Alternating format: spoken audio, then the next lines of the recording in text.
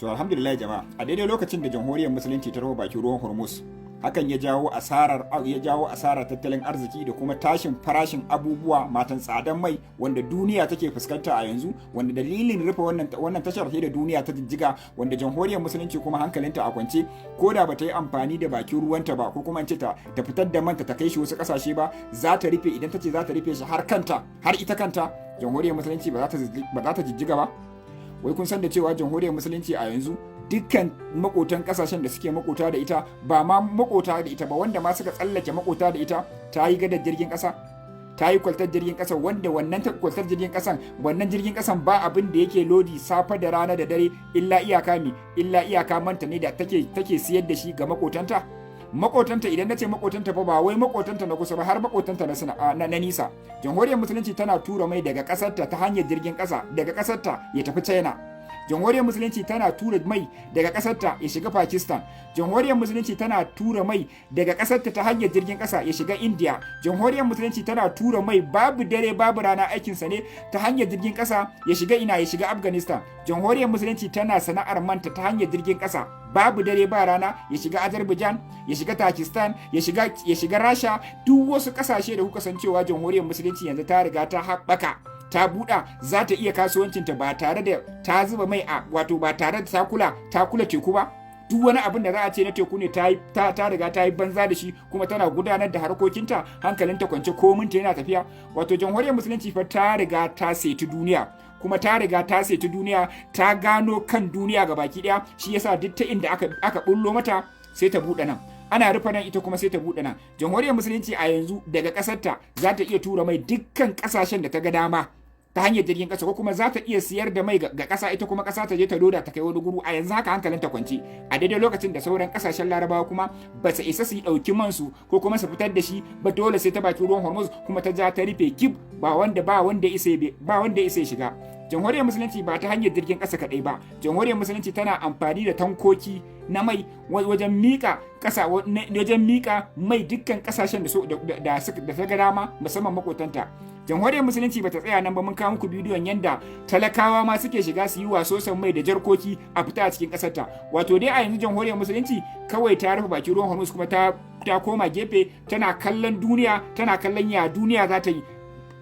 Wajen an rasa yanda za a yi a sa mata takunkumi, ko kuma a kawo wani abin da zai karya ta, ko kuma a karya tattalin arzikin da duk inda aka bullo mata, to fa ita ta riga ta yi maganin sa, kuma ta riga ta toshe wannan gurin. Ba ta da wani guri wanda za a ce wai wannan family ne idan aka rufe shi za ta jijjiga, ko kuma za ta karaya, ko kuma za ta daina abin da take. Babu shi, kullun a cikin Allah yana ƙara fito mata da fasahohi da hanyoyi na kuɗin shiga, da kuma hanyoyi ne da za ta yi harkar kasuwancinta da kuma ci gaba na rayuwarta na ƙasarta, wanda kuma duniya tana kallo babu yadda ta iya, dole a rabu da ita. Saboda haka a ci gaba da addu'a jama'a. Wato idan da shugaba Donald Trump na Amurka za a mai da hannun agogo baya a tambaye shi shin wannan yakin da ya da Iran din zai sake yi, ina da yakinin ba zai yakin nan ba zai taɓa daye ba. Bari ku ji wani sabon abin da yakin nan ya ja masa, shine South Korea tana neman su samu zaman lafiya, su samu tattaunawa na sulhu tsakanin ta da North Korea domin su zauna lafiya. Haka ya biyo baya ne bayan wannan yakin Iran din ya saka da yaki ya zafi, air defense system din da ya je ya saka su a South Korea, ka gane, da kuma USS Abraham Lincoln da ya je saka su a Pacific Ocean domin ba musu Taiwan kariya. Duka aka tattara su aka zo da su Middle East saboda wannan yakin. Me haka yake nufi? Bayan an ego su an zo da su kuma sai suka ga an fafata yakin nan, kasashe irin su Saudi Arabia, kasashe irin su Bahrain, su Kuwait, su UAE suka fahimci fa kai Donald Trump yanzu bari iya ba mu kariya ba. Kowa yana neman mafita da kanshi. Mun yi video akan wayannan abun a baya, wanda hakan yanzu har na wallafa muku cewa bayan wannan tasirin da ya karya zuciyar kawayensa a Middle East, cewa Amurka ba za ta iya kariya da su ba, suka fara neman mafita a Turkiya da Pakistan. Same thing, na zo na nuna muku illan da ya kawo NATO, matakan da Rasha suka zo suka dauka. Yanzu kuma ga South Korea suna son su samu sulhu na zaman lafiya tsakanin su da North Korea. Me yasa? Saboda sun fahimci cewa fa idan ka dogara ga Amurka fa akwai damuwa. Ran da North Korea ta wargaza su, Amurka ba za ta kawo musu wannan dauki ba. Sun fahimci haka. To in dai haka ne, da mu tsaya muna ta baba muna rikici da wannan Kim Jong Un din, wanda gaba ɗaya shi kaɗan shi ma hancin yake yana neman ya da ya samu wanda zai faɗa, balantana ya zo ya samu kuma mu san cewa Amurka ba za ta ba mu kariya ba a hannun wannan. kuma abin da zai baku mamaki dan ka fahimci cewa North Korea ta dauki abin da zafi da ma tuntuni, tsarin dokan kasan su ne suka saka kawai South Korea ta zama permanent enemy, kawai makiyar su ne na kin kara tsakanin su ba shiri, a tsarin dokan kasa suka saka. Me kake tunani wanda ya saka ka a tsarin dokan kasansa cewa kai permanent enemy din sa ne? So idan kuma ana so yanzu su normalize the relationship tsakanin su da North Korea, haka yana nufin fa sai North Korea ta koma ta canja kundin tsarin mulkin ta, wanda hakan mai yiwuwa ne idan har South Korea za ta sallama. Shin Amurka za ta bar hakan ya faru ko ba za ta bari ba, wani abu ne daban. Amma bari dan bamu wani karamin tarihi a gurguje game da duk wannan abin da ya faru tun farko. Bayan yakin duniya na biyu, saboda wannan asali South Korea da North Korea daga gansu kasa guda ɗaya ne, kuma tana karkashin mulkin mallakan Japan ne a wancan lokacin. Bayan yakin duniya na biyu, kun san me Amurka ta yi wa Japan, Hiroshima da Nagasaki, bayan ta saki musu first atomic bomb da aka yi amfani da shi a history, a cikin kwana uku ta kashe mutane sama da wajen miliyan 2 zuwa 3 da wannan abin da ya faru. Tun bayan shi ba kasar ta yi amfani da wannan. So lokacin ta yi Japan sai ta yi saranda ba Amurka, saboda Japan ta koma duk wanda aka maka wannan asarar miliyan 2 zuwa 3, ai ka san me kasar take nufi. So bayan Japan ta fito ta yi saranda, kaga kuwa kana neman ta kanka ta yaushe kake kokarin wai kasan da kake mata mulkin mallaka. So wannan dama da Amurka suka samu sai suka je suka ya galgala kasan ita Korean kenan, sai zama ita Amurka ta dauki South Korea, ita kuma Soviet Union ta dauki North Korea, wato Rasha kenan a yanzu Soviet Union. Bayan ta dauki North Korea, rikici ana nan kasan as far as ubayen gidanku daban-daban, kuma gashi kasa ya rabu biyu, dole a samu zaman lafiya, saboda dama duka wayannan kasashen suna neman rashin haɗin kanku ne su capitalizing akai, rabuwan kanku suke bukatar su capitalizing. Tunda rabuwan kan ne yasa Amurka ta dawo ba karban kuɗi a wurin South Korea, tana bata protection. Kaga alisabin. So shekara uku suka yi, daga 1950 zuwa 1953 in ban manta ba, aka dauki wannan shekaru uku ana rikici tsakanin wayannan kasashe biyu. So lokacin da aka zo aka ce to a zauna a tsagaita wuta, daga wannan tsagaita wutan ne ba a sake dawo yaki ba. So ba a ma zauna an cimma wani yarjejeniya akan wannan yakin ba. So duba da irin abubuwan da suka zo suke faruwa a yakin Iran, Ukraine, Russia da wasu abubuwa, South Korea sai ta fahimci fa mu nima zaman sulhu ba, saboda in ma makamai ne Amurka bata ba mu dama mun mallaki makamai da zamu iya yakan North Korea ba, saboda ba za ta bar mu mallaki wannan makaman ba, saboda tana son ta ci gaba da karban kuɗaɗe a wurin mu don ta ba mu protection. Kamar yadda ta hana kasashe irin su Saudi Arabia su kafa soji na kansu, su ba mu kansu kariya. Ka gani, sai dai ta bar ku ko tana son ku dogara da ita. To dogaran yanzu ya yawa, ita karan kanta ga Iran ta bude mata zani a kasuwa. So kasashe sun fara farka ganin cewa Amurka fa yanzu ba za ta iya ba. Haka yana nuna maka yakin Iran ɗin yanda ya exposing Amurka, yanda ya ba su matsala, yalla koi. Abinda ake ta magana kenan, inda sun yi nasara, wanda suke cewa wai Amurka ya mutu ya dawo bai ta fi Iran karfi wa, da ta yi nasara duk ina abubuwa ba za ka suna faruwa ba. To yanzu ya rafi, duk da na san Amurka ba za ta so wannan sulhun ya shiga tsakanin South Korea da North Korea ba, amma kuma ka fahimci menene, ka fahimci yanda waɗannan kawayenta yanzu suka kare da ita, suka fahimci ina abun ba zai yi ba. A haka kake tunanin Donald Trump da ra'ayin ruwa a koma ba zai yadda yakin nan? Mun faɗa tun farkon yakin nan Netanyahu dragging ɗinsa zai yi wannan yakin, kuma da gangan zai iya je da domin a kifar da Amurka. Kuma in Amurka ba ta yi hankali ta tattara kuma tsantsa mutuncin ta ɗan kaɗan da ya rage ba, ta naci ta koma, za ku sha mamaki. To da irin waɗannan abubuwan da suke faruwa ne kawayenta suke wannan abu, wai wasu ku a Najeriya suke zuwa suke kira Amurka wata zo ta kawo muku dauki. Kai da ƙasanka ba za ka tashi ka fighting right ɗinka a yi adalci a ƙasanka ka an gyara ƙasanka ba, kai da kanka kake zuwa ka kira Amurka domin a zo a wargaza ƙasanka. Wani irin rashin tunani ne da rashin bibiyan tarihi ne ake fama da shi a ƙasan. Ka je ka bibiye tarihi wa Amurka da zaka zo kana wannan abu. Mutane da a tarihinsu daga samun yancin su daga zaman su mulki duniya zuwa yanzu sun kashe sama da mutane miliyan 80. Su ne kake tunanin da zo su kama ka dauki su baka mafita, wata ƙasa suka ba mafita in banda kansu? Ya mutane ba ku da tunani, ba ku bibiyan tarihi. So wannan a takaice abin da yake faruwa kenan, shine abin da yake faruwa. Yawa, idan zaka tashi ka fahimci cewa duk lokacin da kake bukatan kasan ka ya gyaru, ku ƴan kasan ya da ai ku zauna ku kawo mafita ma kanku, amma an kuna tunanin wata ƙasa ta kawo muku mafita ne, kun jima kuna yaudarar kanku, shine gaskiyar magana kenan. Allah ya taimake mu kuma Allah ya samu dace. Former Congresswoman Marjorie Taylor Greene ta ce ƙasan Amerika suna nan suna meeting, suna tattaunawa yadda za su yi amfani da nuclear weapons a ƙasan Iran. Ta ce wannan ba wai ina yaɗa jita-jita ba ne, maganan gaskiya ne, abinda na sani suna strategy meeting yadda za su yi amfani da nuclear weapons a ƙasan Iran. Ta ce wannan abu ne mara daɗi, is a pure evil.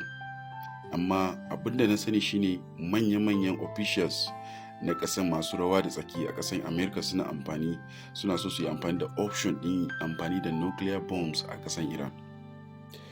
Watan na gaya muku cewa duk wani options, duk wani dabaru na ƙasar Amerika ya ƙare yadda za su yi nasarar yaƙi a ƙasar Iran, saboda Iran ta yi nasara a kansu. In fact, da farko sun so su yi amfani da invasion, su yi amfani da sojoji wurin shiga ta yammacin ƙasar Iran, amma sun ga cewa abin da zai biyo baya ba zai yi kyau ba. Wannan ya tsaya. Sun zo su yi amfani da resistance groups, wato Kurdish, nan ma ba su yi nasara ba. Sun yi amfani da kinetic means, wato su yi amfani da jirgin yaƙi suna kai hari, suna sa bamamai, missiles, saboda su tabbatar cewa ƙasar Iran sun bi tsarin da suke nema. Shi ma wannan ba su yi nasara ba. Duk wani, a takaice, duk wani dabaran Amerika ya ƙare. According to Second Commander Brad Cooper, shi da kansa ya ce dabaransa ya ƙare. Yana neman dabaru a wurin komandodin yaƙinsa akan cewa su kawo wani dabara yadda za su yi yaƙi da ƙasan Iran. Wato yadda za su yi amfani, yadda za su kawo dabara, za su yi amfani da unconventional means da za su yi amfani da shi wurin yaƙin ƙasan Iran su yi nasara a kansu. Wato a takaice dai abin da nake so in gaya muku cewa dabaran ƙasan Amerika ya ƙare. The last time da aka yi amfani da nuclear weapons shine in 1945, August 6 and 9 a Hiroshima da Nagasaki, wani jiha guda biyu a ƙasan Japan, wanda ya sanadiyan kashe mutane 214,000, ya kawo kansa, ya kawo cututtuka wa mutanen city guda biyu, Hiroshima da Nagasaki. Wannan muna 2026 ne. Wannan abun ba zai yiwu ba. Ni dai na ɗauka maganan Marjorie Taylor Greene a matsayin propaganda, saboda Amerika suna amfani da propaganda fiye da kowane ƙasa a duniya. Wannan wani propaganda ne da Amerika suke amfani da shi ba don koyi ba, saboda su tirsasa ƙasar Iran su ji tsoro, su zo a yi tattaunawa da suke so a yi tattaunawa. Saboda wannan karon, kamar yadda na gaya muku, babu wanda ya yadda a ƙasar Iran akan a zo a tattauna, saboda sun ce tattaunawa da ƙasar Amerika is worthless, bai da amfani, bai da muhimmanci, saboda sun ce mutanen da suka karya alkawari so ɗaya, so biyu, so uku, bai kamata a ƙara yadda da su ba, saboda za su ƙara karya alkawari. Suna amfani da tattaunawa ne ba don koyi ba, saboda su yi sabon shirin yadda za su gama da ku. Kuna cikin tattaunawa da su kuma a lokacin za su yi betraying ɗinku, za su yaudare ku, za su kai muku hari a lokacin da kuke cikin meeting, za su kai muku hari su kashe shugabanninku. So tattaunawa wani dabara ne gare su wurin gamawa da ku. Don haka Supreme Leader Said Mujtaba Khamenei ya ce ba za su ƙara tattaunawa ba tsakanin su da ƙasar Amerika, saboda bai da muhimmanci, bai da amfani. So Iran ta ce ba tattaunawa. So ni for me, abinda Congresswoman ta fito ta yi magana a jiya, ta ce ƙasar Amerika suna shirin yadda za su yi amfani da nuclear weapons a ƙasar Iran. Wannan option da ya rage wa ƙasar Amerika kenan. Wannan propaganda ne, ba zai taɓa yiwa ba. An tambayi RGC commander, wato Mohammed Reza Nagdik, inda ɗan jaridan BBC ya tambaye shi cewa Amerika tana da wani abu kwaya ɗaya, idan ta yi amfani da nuclear weapons a kan ƙasar Iran, me za ku yi? Ya ce kuskuren da za su yi kenan. Ya ce lokacin da ƙasar Amerika ta yi amfani da nuclear weapons a kanmu, ya ce kuskure da, ya ce duniya ba kamar da ba ne. Ya ce ba wai lokacin yakin duniya na biyu ba ne, wannan sabon duniya ne, daban take. Ya ce za mu yi occupy din duk wani sansanin sojan ƙasar Amerika a gabas da tsakiya, wato GCC countries gaba ɗaya za mu mallake shi, za mu kwace shi. Ya ce ba zai yiwu ba, saboda wannan wayayyu ne. Wato ba duk lokacin da ga Amerika suna tambaya akan wani abu, duk wani ɗan jarida na western media da ga yana tambayan abu, to aiko shi aka yi. Agent ne, yana magana da yawun gwamnatin ƙasar Amerika ne. Shi yasa na gaya muku 'yan jaridunsu suna aiki wa CIA ne da Mossad. Tambayansu an tsara musu ne, an shirya musu ne yadda za su yi da shi. So now yanzu abin da ya rage wa ƙasar Amerika shine propaganda ne, using din nuclear weapons. Ko da gaske ne ko ba da gaske ba ne, amma ni na ɗauka cewa ranar da suka yi amfani da nuclear weapons, ko Iran ba ta yi amfani da nuclear weapons ba, China za ta yi amfani da nuclear weapons, Russia za ta yi amfani da nuclear weapons, saboda babu ƙasar da za su yarda a yi amfani da nuclear weapons su tsaya suna kallon ƙasar America. Wannan 2026 ne, babu 1945 ba ne. The moment ƙasar America ta yi amfani da nuclear weapons, that is the end of America. Allah samu dace.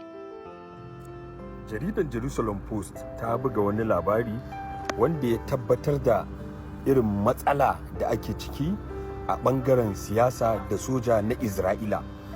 Jaridar Jerusalem Post mai girma a ƙasar Isra'ila ta ruwaito cewa ɓangaren shugabannin sojojin Isra'ila, wato hafsoshin Isra'ila da suka hada da sojojin ƙasa da na ruwa da na sama, suna samun gagarumin matsala da Prime Minister Isra'ila, wanda bayanai sun tabbatar da har watsi da bayanan shi suke yi, wanda an kai ga sun fito gaba da gaba suke gaya mai irin gagarumin matsalolin da sojin Isra'ila suke fuskanta. Akwai bayanan da ya zo cewa sojojin na Isra'ila suna barin aikinsu, suna zubar da makamansu a inda aka tura su. Wasu sun daɗe ba a canza musu wurin aiki ba. Wasu kuma suna magana akan shugabannin tsaron na soja na Isra'ila, tsare-tsaren Prime Minister Benjamin Netanyahu a yankin Gaza da Lebanon da batun ƙasar Iran da Syria ya yi tsauri, ko kuwa bai ma yi daidai da aikin soja ba. Rundunar sojojin na Isra'ila suna cikin wani yanayi wanda hukumomi na tsaro na duniya da ƙungiyoyi na shari'a na duniya sun sa musu ido kwarai da gaske, amma shi kuma bukatar Netanyahu ba abin da ya dame shi. Bayanan sun tabbatar da cewa da yawa daga cikinsu ba sa son irin yadda ake nuna ma mutanen Gaza da yankin Falasɗinu mugun tsana da kisa da wulakanci iri-iri, don yana kawo tsana ga Isra'ila. Amma shi Netanyahu batun siyasarsa shine kawai a gaban shi. Me kuke tunanin zai faru? Dan da dama suna cewa an kusa yin zaɓe, shugabannin na sojan Isra'ila za su watsar da Netanyahu kamar su wurgar da ƙwallon mangwaro su huta da ƙuda a yanayin da ake ciki. Wani shawara za ku ba ma Netanyahu? Waɗannan mutane biyu su ne mafiya sharri a tarihin arewacin Najeriya.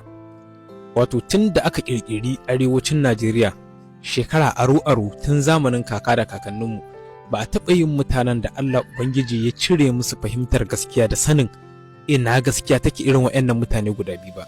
Wato Musa mai sana'a da kuma RRR.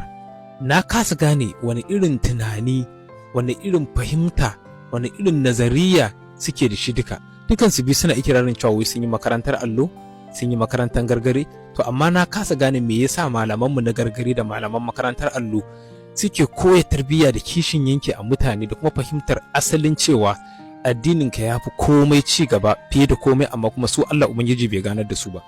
Bari mu koma kan labarin. Jiya Musa mai sana'a ya je campaign ko ya je tallata tafiyar APC a jihar Katsina, inda wasu mutane suka masa dukan kawo wuka har suka so su masa abin da dai bai kamata ba. A cikin rahoton da Rariya ta fitar, ta ce hatta hulansa da yake sawa a can gurin ya baro.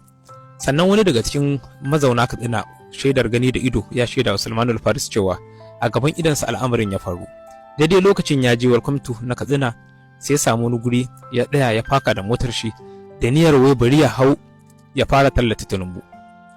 Daidai lokacin da ya fara wannan aikin, shikenan sai mutane suka fito suka fara ihu, suna bore, suna cewa tabbas ba su yadda ba, har ma suka buƙaci cewa ya kwashe ya nashi ya bar yankin ya yi tafiyan shi. Aka samu wasu fusatattun matasa suka ɗauko kayayyakin duka da kayayyakin jin rauni, suna masu alkawarin cewa muddin ya ce zai yi wannan abu to tabbas sai sun raunata shi rauni mafi girma da ba a taɓa yi a wani ɗan adam a cikin waɗanda suke tallata Tinubu. Daga nan ya ja farar motarsa ya yi tafiyansa ba kunya ba tsoron Allah ya tafi.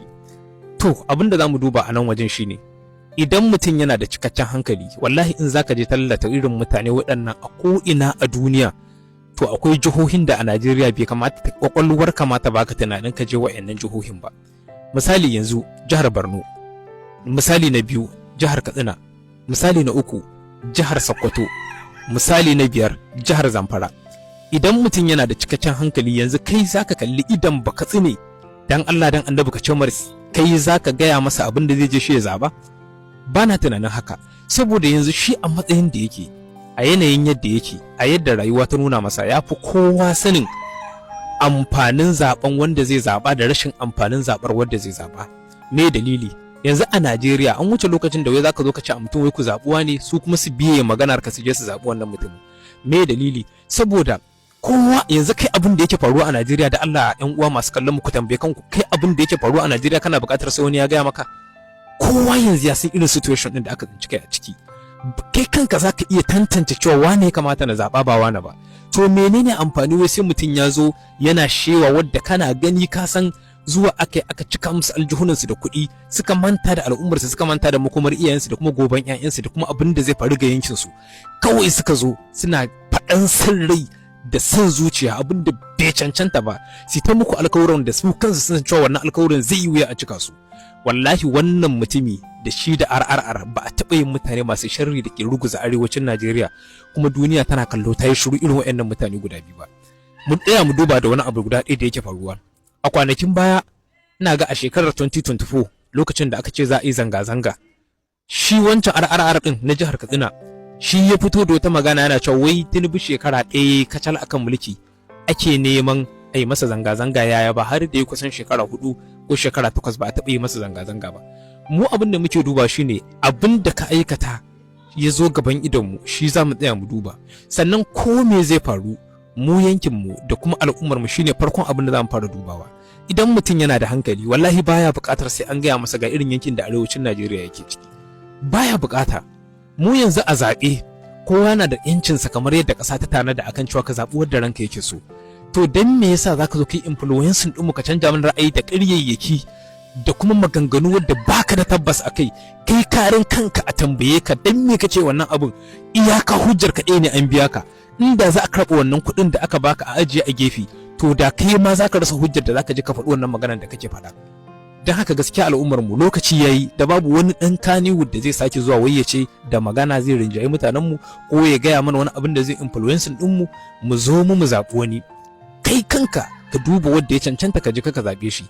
Amma abin da Katsinawa jiya suka yi wa Musa mai sana'a Katsina tabbas ya sake nuna cewa kan mutane ya waye, an san me ya kamata a yi, kuma babu wata kofa da za a bari ka yan iska su zo su suna yaudarar mutanen mu especially mata waɗanda su har yanzu da sauran fahimtar su a siyasa, su zo su suna mana irin wannan abu.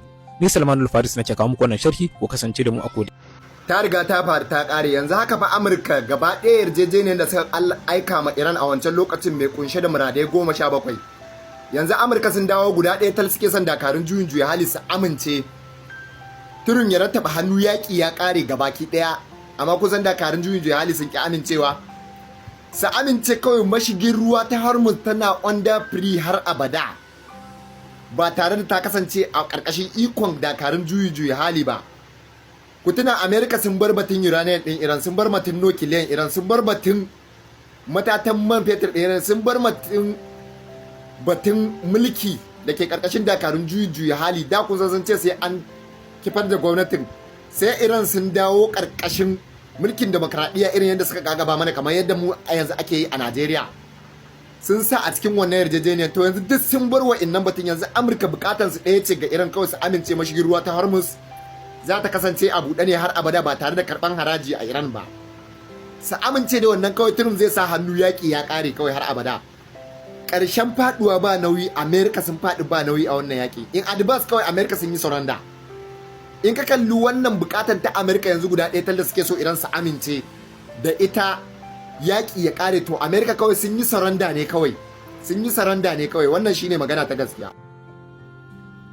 Gwamnatin ƙasar Iran da ma'aikatan harkokin tsaro na ƙasar Iran sun yi wani gagarumin bincike wanda suka gano cewa akwai matuƙa jiragen sama na yaƙi na Iran wato F-5 fighter jets wanda aka baro jirgin a kusan wata 6 da suka wuce a babban birnin ƙasar Qatar wato Doha, lokacin da suka kai sansanin sojin Amurka hari a ƙasar na Qatar. Bayan sun samu nasara, kariyar sararin samaniya ta kakkaɓo jirgin su, wanda gwamnatin na Iran take zargin cewa matukan pilots ɗin guda 3 sun dira da saukan lema, wanda gwamnati ta tsare su, ta kama su, ta tsare su a gidan yari.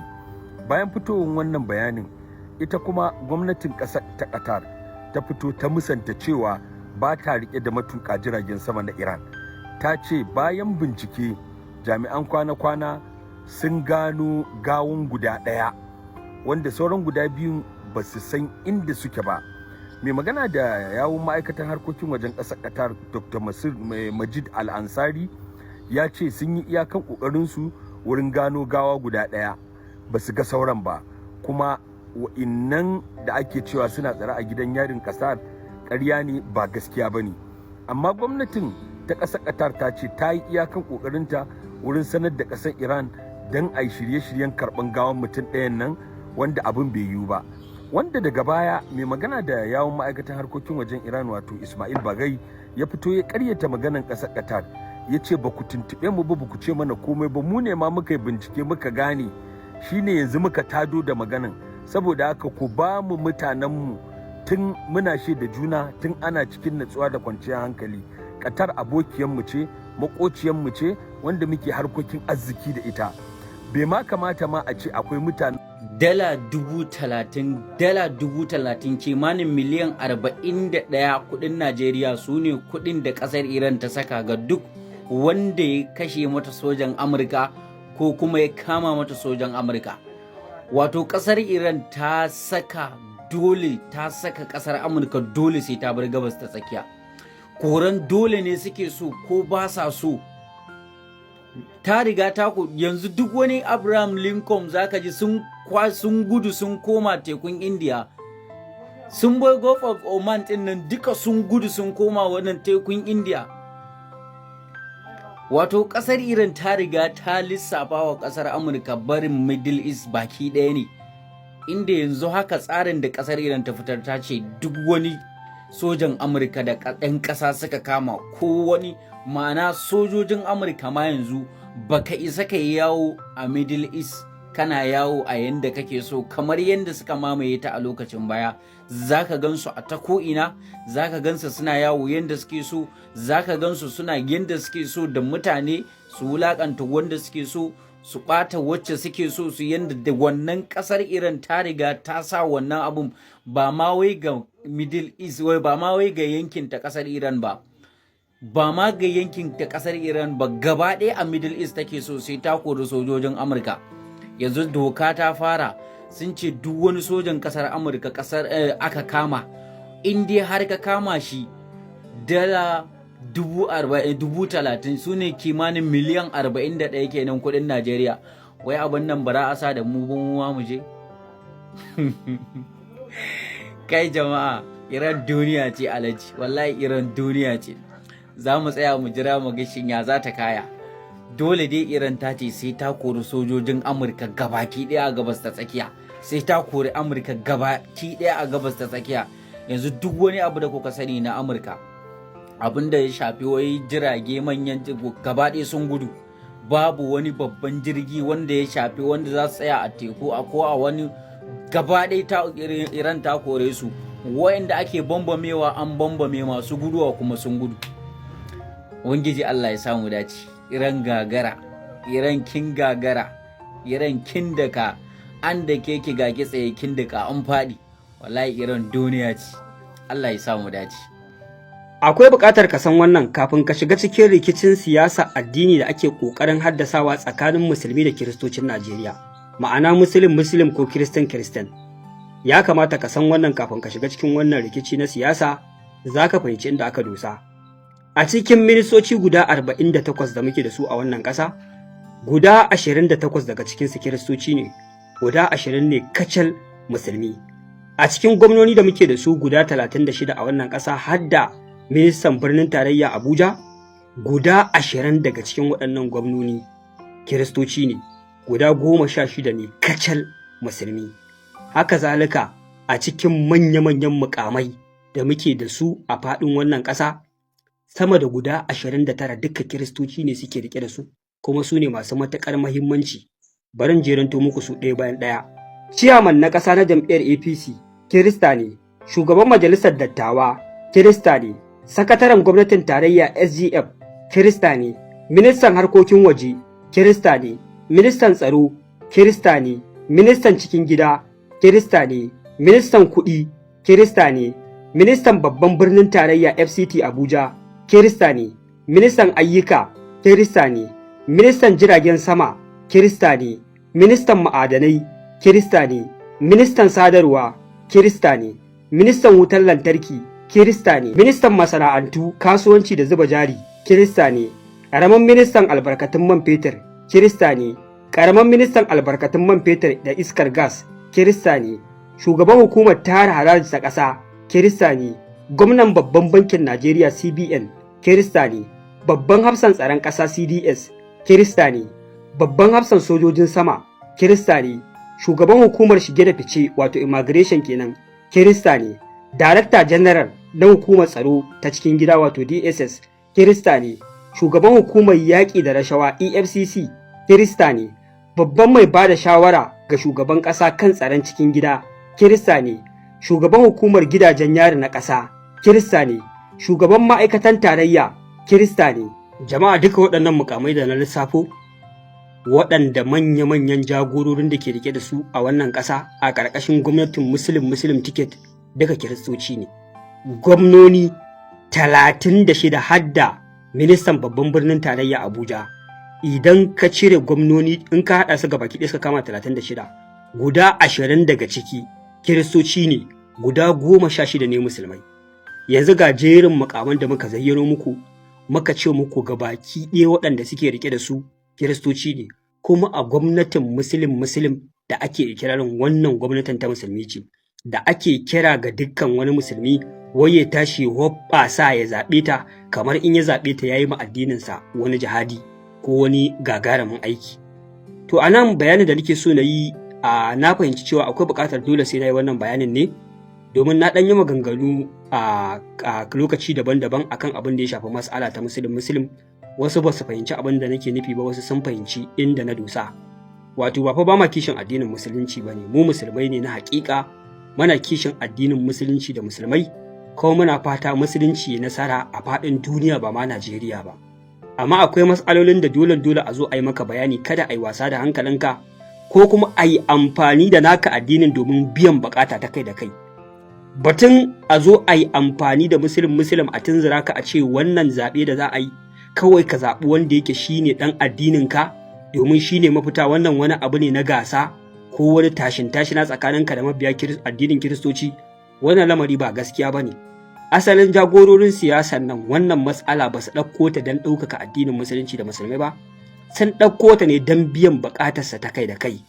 Na kawo misali na ce lokacin da shugaban ƙasa Muhammadu Buhari ya gama mulki zai sauka daga kan karagarsa a ƙarƙashin jam'iyyar APC, shugaban ƙasa Bola Ahmed Tinubu ne lashe zaben primary election a ƙarƙashin jam'iyyar APC, wanda bayan ya lashe wannan zaɓe kasancewar musulmi ne ya gama, shi kuma ya fito a matsayinsa na musulmi a cikin jam'iyyar APC da kudancin Najeriya, duk da dama mulki can gefen zai koma.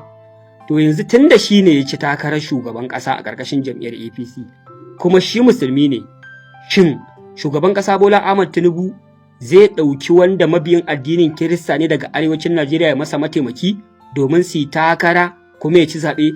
Hakan ba mai yiwuwa ba ne, saboda a karo na farko wani mutum ya fito takarar shugabancin ƙasa yana neman mulkin Najeriya, zai yi mulki a matsayinsa na ɗan kudu, kuma ya zo arewacin Najeriya ya ɗauki mataimaki wanda ba musulmi ba, wanda kuma al'ummar arewacin Najeriya majoritinsa musulmai ne.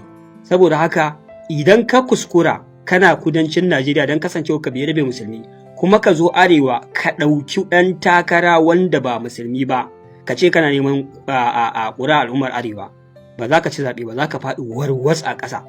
Wannan lissafin ya sa mutanen nan suka duba suka hango shi dai ba zai iya haƙura da wannan takara ba sai ya yi, tunda Allah ya riga ba shi primary election, sannan kuma shi yana neman hanyar da zai ci zaɓe. A don haka idan ya ce Kirista zai ɗauka zai faɗi, kawai yanke shawarar to bari ya ɗauki musulmi, wanda ɗaukan wannan musulman ne zai samu ƙuri'un al'ummar arewacin Najeriya su zaɓe sa, wanda wannan shi ne dalilin da ya sa yanke shawara ya ɗauki musulmi. Sai ya zama da cewa shugaban ƙasa musulmi ne, mataimakin shugaban ƙasa musulmi ne. A nan jama'a me alaƙar wannan lamari da addini? Me alaƙar wannan da wani wai musulun? Me alaƙar wannan da nuna cewa wai wannan wani addini ake yi ma aiki dan addini ya nasara? Duk wanda kaga ya zo ya jona wannan matsalar da addini mutum ne kawai ɗan san rai, ɗan san zuciya. amma wannan mas'ala ba ta da alaƙa ta kusa ko ta nesa da nufin wai an yi ne dan addini, dan a taimaki addini, dan addini ya ci gaba. Da farko wannan shine maslahar da suka duba suka yanke shawarar yin takara onda muslim ticket, wanda a yanzu aka ga wasu malamai kawai su zo sun yafa a kafaɗarsu suna ganin kamar cewa wai addini ake yi ma wannan a takara ko kuma wannan mulki. Gashi a yanzu mun zo mun jeranto muku ƙarƙashin mulkin da aka ce addini ne, addini ake taimaka, sama da ministoci 28 duka kiristoci ne. Gwamnoni a faɗin ƙasar nan jihohi 36 har da birnin tarayya Abuja, jiha 20 kiristoci ne suke mulkinta, guda 16 ne musulmi. To yanzu me ya haɗa wannan abin da addinin musulunci, da har za a zo a rinka yunkurin ingiza musulmai wai cewa su zaɓi wanda yake shine musulmi, mataimakin shi musulmi shine mafita. To wace irin mafita? Mafita ta ba da waɗannan manya-manyan kujeru ga waɗanda ba mabiya addinin musuluncin ba. Saboda haka wannan matsala ba ta addini ba ce, matsala ce ta siyasa ta biyan bukatun wasu. Yanzu da ake nema a tada jujuyoyin wuya a nuna kamar dole sai kayi musulmi ne kai addini ko ka taimaki addini, ko kuma idan ka taimaka aka yi musulmi din kamar wani abu ne zai canza a cikin addinin musulunci ko nasararsa a wannan kasa. To yanzu wani mulki ake yi? Mulkin musulmi ake yi ko wani abu ake ba musulmi din ba? Yadda kaga ana yi yanzu shi din ne dai a gaba, babu wani bambanci. Yanzu da ake musulmi din da me wannan mulkin za a ce takamaimai wannan wata nasara ce ko taimako ne ga addinin musulunci, wannan musuluncin ya taimaka, wannan mulkin ya taimaka. Ba za ka iya zuwa ka nuna al'umman Najeriya, al'umman musulman Najeriya wani abu kwaya ɗaya da za ka ce rumfar wannan tafiya ta musulun ya taimake ta ba. Saboda haka wannan matsalar a daina ɗaukanta da zafi, a daina ɗaukanta a matsayin wai addini ake yi gwagwarmaya da har za ka kai ga matakin saba abin a kafaɗar ka ce za ka yi yaƙi da mabiyin wani addini akan wannan matsalar. Wala hasali ma wannan gwamnati ta ma fi amfanar al'ummar da ke cikin wannan addinin, al'ummar da ke cikin ɗayan wancan addinin, ba ma shi addinin musuluncin takamaimai ba. Sannan ƙarin bayani akan wannan matsalar ta cewa musulun ba wani abu bane da ya shafi addini, matsala ce ta biyan bukatun 'yan siyasa. Ai akwai jihohi a arewacin Najeriya da ake fama da matsalar rashin tsaro, wanda waɗannan jihohi gwamnan musulmi ne, mataimakin gwamnatin musulmi ne, kai makarraban gwamnatin ma gabaki ɗaya musulmi ne. Shin kasancewar su musulmi sun yi wata hoɓɓasa sun ceci al'ummar musulmi daga zubar da jininsa da rayukansa da ake yi? Sun kasa. Jihar Zamfara, waye gwamnan jihar Zamfara musulmi ne, waye mataimakinsa? Jihar Katsina, waye gwamnan jihar Katsina musulmi ne, waye mataimakin shi? Musulmi ne. Jihar Sokoto, waye gwamnan jihar Sokoto? Musulmi ne, waye mataimaki? Musulmi ne. Maiduguri da ake fama da kungiyar Baboko, su waye suke mulkin Maiduguri? Gwamna musulmi ne, mataimaki musulmi ne. Shin hakan ya amfani al'ummar musulmin ko kuma rage musu raɗaɗin hallaka al'ummar musulmi da ake da rasa dukiyoyinsu da suke a cikin waɗannan jihohi? Bai rage musu ba. Saboda haka mas'alar siyasa mas'ala ce ta siyasa, ba wai mas'ala ba ce ta addini kamar yadda wasu suke ɗaukar lamarin. Saboda haka a daina jingina wannan lamari ga addinin musulunci da musulmai a mai da shi wani abu na do or die. Haka zalika su kansu kiristoci da suke ta wannan farfagandar suke yaɗa cewa wai idan ba nasu bane ake barin su ana zaluntar su ko kuma ana musu ba daidai ba. To jihohi guda nawa ne naku wanda ƴan uwanku ne suke mulki?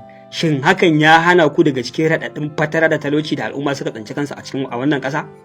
Yanzu kamar jihar Plateau Jos, duk irin takama da izza da suke yi da su wai kiristoci ne ba ma za su yadda musulmi yi mulki ba. Shin hakan ya hana haddasa faruwar rikice-rikice a ƙasar da yake janyo asarar ɗimbin rayukan musulmi da waɗanda ba musulman ba? Ya hana hallaka rayukan waɗanda su suke takama da su ɗan jihar ne kuma su mabiya addinin kiristoci ne kuma wanda yake mulki nasu ne, mataimakin nasu ne, sun kwace duka haka? Bai cece su ba. Kada ka ku fahimci matsalar ba ta addini ba ce zalla. Mafi akasari su 'yan siyasar bukatu ne nasu na kai da kai, suke amfani da addini kawai domin bukatar su ta biya, amma ba wai dan ka cokan su ɗaukaka wani addini ba, su taimaki addinin Kirista ya zama addini mafi girma a Najeriya, ko kuma su musulman su yi wani abu wanda zai taimaki addinin su. Idan gaskiya ne gwamnatin musulun an kafa ta dan al'ummar musulmi ne, yanzu a faɗa mana menene aka yi ma al'ummar musulmi zalla da suka amfana da shi kuma suke kan amfana da shi bisa kokari da aka kafa gwamnatin musulun. To wannan shine bayanin da muke so mu fito mu da al'umma shi. Ka rika kuskura kana cikin al'ummar musulmi a roƙe ka da wannan kalmar, kar ka kuskura kana cikin mabiya kiristoci a ruɗe ka a ce wani wai faɗa ne na addini ko wani kare addini ko na makamancin haka ba gaskiya bane. Jama'a al'ummar Najeriya dole talakawa mu zo mu kan makaratun tanatsu mu duba mu ga wane ne za mu zaɓa wanda zai iya amfanar al'ummar wannan ƙasa ya dawo mana da zaman lafiya. Allah ya amfani da shi abubuwan da suka yi tsada a dawo da su sauƙi a halin kuncin rayuwa da matsanancin rayuwa da al'umma suke ciki. Allah ya sauƙaƙa mana ta hanyarsa, ba wai dole sai musulmi ko kirista ba. Allah yana iya yin amfani da musulmi ya kawo sauƙi a wannan ƙasa. Allah yana iya amfani da kirista ya kawo sauƙi a wannan ƙasa. Saboda ka addu'a ta rage mana mu rinƙa yi na Allah Ubangiji subhanahu wata'ala ya kawo mana sauƙi na tsadar rayuwa da hawa kayan masarufi da zubar da jinin al'umma da ake a wannan ƙasa, ko ta hannun waye, in dai sauƙi ne zai samu to muna masa addu'a Allah ya bashi mulkin wannan ƙasa. Lokaci yayi da talakawa ya kamata su yi karatun tanatsu su fahimci cewa mafi akasari waɗannan 'yan siyasa suna da matuƙar hikima da wayo da basira. Duk abin da yake zai amfane su shi suke yi, abin da ba zai amfane su ba sa yi. Mu suke bari cikin rikici, mu suke bari cikin kashe-kashe. Yau kullum wani rikici na addini ya taso zaka ga har ayi a ƙare 'ya'yan talakawa ake kashewa. Yau in fatara da talauci ne su ba ma su san ana yi ba, baya shafar su. 'Ya'yansu suna ƙasashen waje suna karatu, ba su san menene talauci ba, ba su san menene kuncin rayuwa ba. Mu ɗin dai mu ne matsalar take faɗawa a kanmu. Idan rikicin siyasan ne su ne suke neman mulkin, amma mu ne muke rasa